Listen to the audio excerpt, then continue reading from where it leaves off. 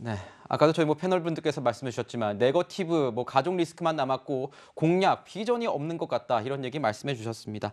공약인지 모르겠지만 이 공약에 가까운 내용들 저희가 좀 다뤄보는 순서를 가지도록 하겠습니다. 이재명 후보가 공시가 현실화를 두고 전면 재검토를 해야 한다고 밝혔습니다. 당장 이제 23일부터 내년도 공시지가 공개될 예정인데요. 언제 어떻게 재검토를 한다는 건지 교수님 좀 알고 계신지요?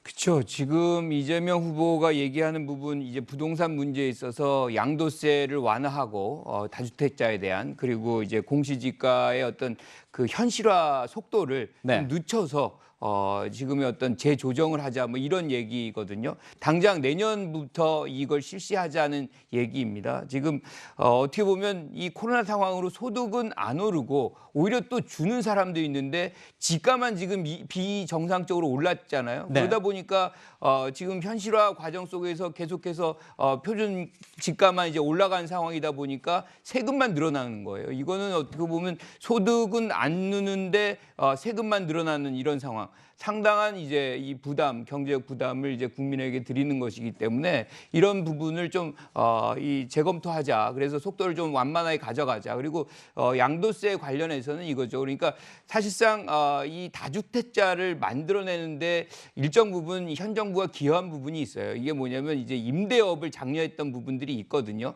그때 이제 다주택자들이 만들어졌어요. 그런데 우리가 한동안 이 부분을 유예해 준 적이 있습니다. 네. 그런데 그때 많이 팔지는 않았어요. 그런데 저는 이번에 좀 다르다고 보는 것이 뭐냐면 사실상 중과세를 경험했잖아요. 상당한 이제 이 큰 폭의 이 세금을 맞았습니다. 지금 우리가 유예를 해준다면 상당한 이제 사람들이 공급을 풀 것이고 그러면 그 공급이 늘어나는 만큼 이제 주택 가격도 좀 하락할 수 있는 그런 부분이 있기 때문에 저는 이 부분 이재명 후보의 두 가지 제안 이건 다 문제 해결적인 어떤 측면에서 긍정적으로 봅니다. 네, 특히 이 공시가격 재검토 제안은요. 청와대랑은 조금은 입장이 다른 것 같습니다. 청와대는 계속해서 이 부동산 정책 중에서도 공시가격 현실화율을 강조해왔습니다. 보유세는 강화하고 거래세는 낮추고 라는 것이 맞는 방향이라고 봅니다. 공시가격이 이제 현실화되면서 사실상의 보유세 인상이 이루어지고 있는 상태지요. 네, 지금 문재인 정부의 부동산 정책에 대해서 이 후보는 계속해서 비판을 이어가고 있었고요. 앞서서도 이 다주택자 양도세 중과 유예에 대해서는 좀 부딪히는 그런 모습을 보였는데 지금 이렇게 공시가격 재검토 얘기까지 꺼내들면은 당청 갈등은 계속 이어질 것 같아요. 특히 이 부동산 문제에 대해서요. 지금 이재명 후보가 이제 부동산 정책 관련해서 특히 세금 관련해가지고 기존의 입장을 좀 번복한 걸로 보이는데 이것이 그러면 그러니까 실질적인 그 진정성이 있는 번복이냐? 제가 봤을 땐 그렇지는 않은 것 같고 많은 분들도 아마 그렇게 받아들이지 않을까 싶어요. 당장에 지금 중상층 겨냥해서 그다음에 지금 부동산 관련된 세금과 관련해서 워낙 반발이 크다 보니까 특히 수도권에 반발이 크다 보니까 수도권 그 표를 위해서 이재명 후보가 이렇게 이제 그 공약을 얘기를 하는 것 같습니다. 그런데 이것은 아마 지금 정권 입장에서는 도저히 받아들일 수가 없는 거죠. 지금까지 해왔던 기조를 완전히 뒤집어 엎는 거니까. 그래서 저는 이거는 이재명 후보는 본인 입장에서는 실리를 얻고 그러니까 중상층 표를 얻는 실리를 얻고 지금 상태는 청와대와 당은 여전히 좀 이렇게 그 반대 입장에 서면서 그대로 가지 않을까. 그러면 이재명 후보 입장에서 실효성 있는 공약은 아닌 거죠. 그렇군요. 이렇게 입장이 또 갈리는 것 같습니다. 자, 윤석열 후보 얘기도 좀 해볼까요? 윤석열 후보는 요즘 청년층 공략에 굉장히 열심인 것 같습니다. 청년층, 자 30대 장관도 기용할 수 있다 이런 얘기를 했다고 하는데요. 어떤 얘기인지 들어보죠. 청년 보좌관을 아주 대대적으로 정부에 참여를 시키겠다. 괜히 그냥 2030의 표를 받으려 하는 게 아니에요. 30대 장관이 아마 이렇게 되면 자동적으로 많이 나올 겁니다. 아마 많은 청년들이 중요 보직에 임명되지 않겠나. 네. 장해찬 본부장이 아마 이거를 담당하고 있을 것 같은데요.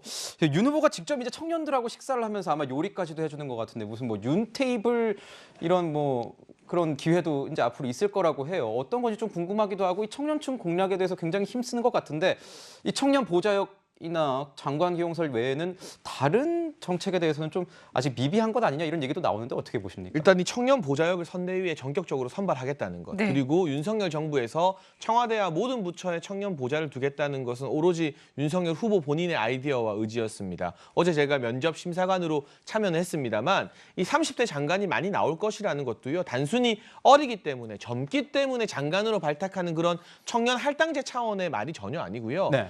디지털 플랫폼 정부가 될 것이기 때문에 상대적으로 디지털 환경에 친숙한 젊은 사람들이 더 많은 기회를 부여받게 될 것이라는, 그러니까 젊어서가 아니라 디지털 시대에 걸맞은 역량이 있기 때문에 청년들이 중용될 것이라는 그런 맥락의 차이가 있어서 25살 청년을 갑자기 청와대 비서관으로 발탁한 청와대의 박성민 비서관 케이스와는 분명히 차별화된 지점으로 고민을 하고 있다는 점을 좀 강조해서 말씀드리고 싶고, 저도 그게 궁금했습니다. 뭐 윤테이블이라는 컨텐츠 같은 경우는 윤석열 후보가 직접 요리를 해주면서 특히 2030 취업자들, 이 취준생들의 고민을 들어주고 상담해주는 등 다양한 어떤 소통 프로젝트를 할 텐데, 이 외에도 윤석열 후보의 구체적인 정책과 공약을 알리기 위해서 정책과 공약에 대해서 청년의 시각으로 검증하는 다양한 컨텐츠 등도 준비되어 있기 때문에 청년을 중시하는 기조를 한두 번이 아니라 정말 선거 캠페인 내내 지속적으로 강조하는 한편 정책과 공약에 대해서도 지금부터는 선발된 청년 보좌들의 아주 엄격하고 꼼꼼한 깐깐한 검수를 받겠다. 청년들을 윤석열 선대위에